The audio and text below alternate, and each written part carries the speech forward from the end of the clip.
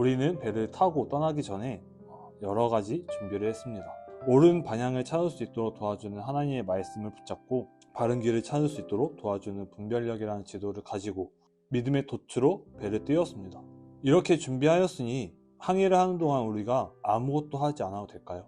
그렇지 않습니다. 배에서의 생활은 땅에서의 생활과 아주 다릅니다. 파도가 수없이 몰아쳐 오기 때문에 균형을 잡기 힘들고 마음대로 살 수 없는 환경이기 때문에 먹고 싶은 것도 제대로 먹지 못합니다. 또한 친구나 가족들을 보고 싶어도 쉽게 볼 수 있는 환경이 아니죠. 사랑하는 여러분, 믿음의 항해도 세상의 항해와 동일합니다. 우리는 이제 믿음의 항해를 시작하며 배 안에서의 생활을 해야 합니다. 배 안에서의 생활은 다릅니다. 믿음의 항해를 시작한 우리 크리스천의 모습은 세상의 모습과는 조금 구별될 수 있어야 할 것입니다. 믿음의 항해를 시작한 우리가 가져야 할 배에서의 특별한 생활의 모습과 구별된 모습은 성경에서 절제라고 이야기를 하고 있습니다. 절제라는 것은 마디절과 마를 제를 사용합니다. 마르다는 옷을 마름질할 때 옷감이나 옷을 재단하거나 자르는 것을 의미합니다. 즉 정도에 넘치지 않도록 자른다는 것이 바로 절제입니다.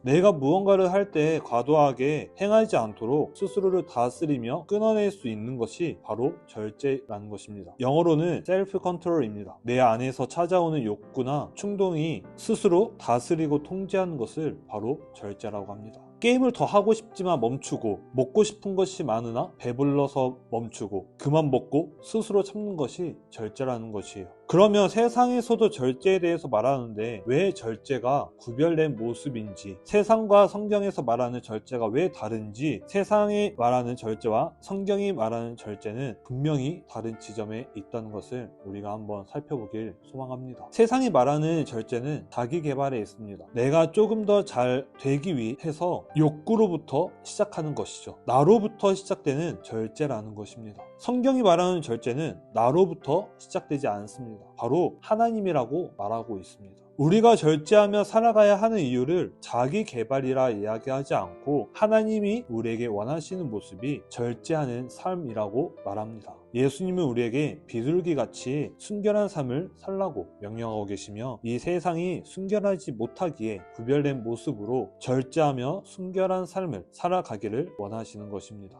갈라디아서 5장 24절의 본문을 보면 이제 그리스도 예수님의 사람들은 몸뚱이를 욕정과 욕망도 함께 십자가에 못 박았습니다. 바울은 그리스도인의 구별된 삶, 믿음의 항해를 떠난 우리의 삶은 정욕과 탕심을 십자가에 못 박는 삶이라고 말하고 있습니다. 정욕을 다른 말로 말하면 욕망입니다. 그리스도의 삶이란 내가 하고 싶은 대로 하는 것이 아니라 바로 절제하는 삶이라는 것입니다. 세상의 많은 사람들은 나를 위하여 절제하며 살아가지만 그것은 진정한 절제 모습이 아니라고 성경은 분명하게 말하고 있습니다. 성경이 말하는 진정한 절제의 모습은 유다서 1장 20절과 21절 말씀에 있습니다. 메시지 성경으로 읽겠습니다.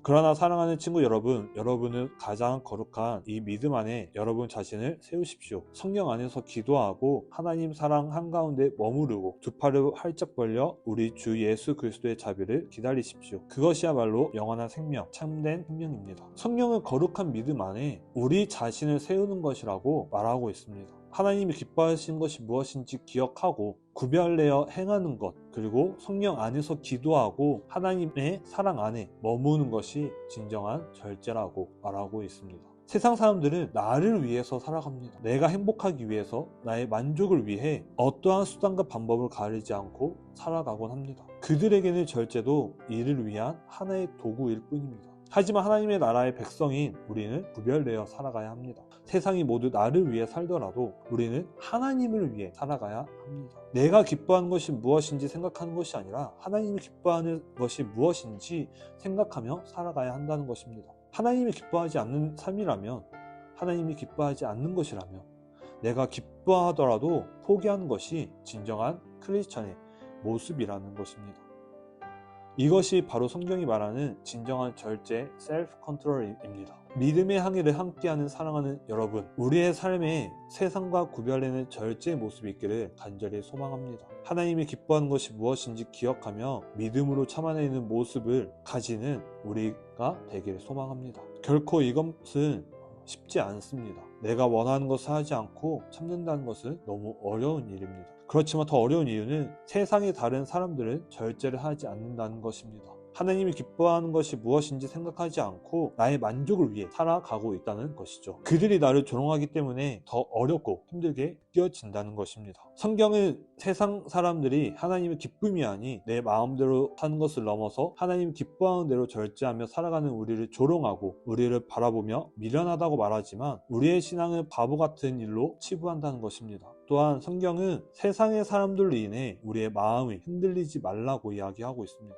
19절의 말씀처럼 그들은 육에 속하고 성령이 없는 자니 그들의 이야기들을 귀에 기울이지 말라는 것입니다. 한마디로 세상의 음성에 귀 기울이지 말고 하나님의 음성에만 귀를 기울이라는 것입니다. 사랑하는 여러분, 성경이 말하는 절제는 내가 하고 싶은 일을 하지 않는 것을 넘어섭니다. 그리고 세상의 음성에 귀를 기울이는 습관을 끊어내는 삶을 의미하고 있습니다. 우리는 자꾸만 세상으로부터 증명받고 싶어하고 세상의 소리에 귀를 기울이고 싶어합니다. 그렇게 우리가 옳은 길로 가고 있음에도 불구하고 세상의 이야기에 휘둘려서 마음이 흔들린다는 것이죠. 그래서 하나님의 음성에 귀를 기울이는 습관을 가져야만 합니다. 세상을 바라보지 않고 하나님만 바라보는 습관을 가져야 한다는 것입니다. 세상을 바라보고 세상에 귀를 기울이는 우리의 본능을 끊어내는 것, 이것이 바로 성경이 말한 진정한 절제입니다. 우리는 믿음의 항해가 시작되었습니다. 우리의 평생 지속되는 이 여정에서 많은 세상의 음성들을 우리들에게 유혹하고 있습니다. 하지만 이것들을 귀에 기울이지 않고 오직 하나님만 바라보며 하나님의 음성에만 귀를 기울이며 살아가기를 소망합니다. 이를 통해 세상과의 다른 삶을 살아가고 우리가 원하는 것을 포기하면서 하나님이 기뻐하는 것이 선택하는 것을 우리가 되길 원합니다. 하나님의 명령에 따라 비둘기처럼 순결한 삶을 살아가는 우리가 되길 소망합니다.